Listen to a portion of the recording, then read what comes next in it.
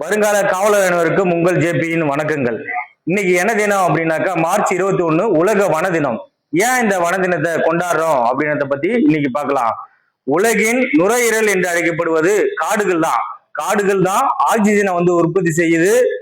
அந்த காடுகளை பாத்தீங்கன்னா அழிச்சிட்டோம் அப்படின்னாக்கா ஆக்சிஜன் கிடைக்காது. அனைத்து உயிரினங்களுமே அழிந்து போகக்கூடிய ஒரு அபாயம் ஏற்படுகிறது.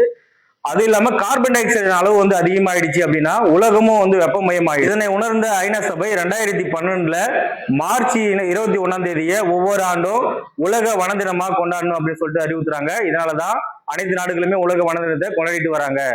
இதன்படி இந்தியாவுல 1988 தேசிய வனக்கொள்கை கொண்டு வராங்க. இது எதுக்காக அப்படின்னா இந்தியாவில இருக்கிற நிலப்பரப்புல 33% காடுகள் இருக்கணும் அப்படின்றத கொண்டு வராங்க. ஆனா இந்தியாவுல 21% தான் காடுகள் இருக்கு.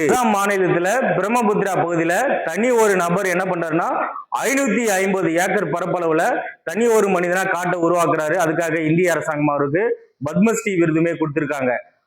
தனி ஒரு ஆள் அவ்வளவு தூரம் பண்ணும்போது நம்ம இந்திய தேசம் எவ்வளவு பெரிய மக்கள் தொகை கொண்ட நாடு. நாமளும் என்ன பண்ணலாம்னா மரங்களை நடலாம். நம்மளும் நம்ம பிறந்த நாள் நமது உறவினர்களுடைய பிறந்த நாளுக்கு ஒவ்வொரு மரத்தை நடுவோம்.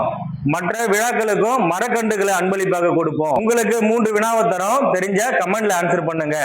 உலகின் 2வது மிகப்பெரிய மாங்குரோவ் காடு எங்கு அமைந்துள்ளது? 2வது வினா, தமிழ்நாட்டில் அதிக வனப்பரப்பளவு கொண்ட மாவட்டம் எது?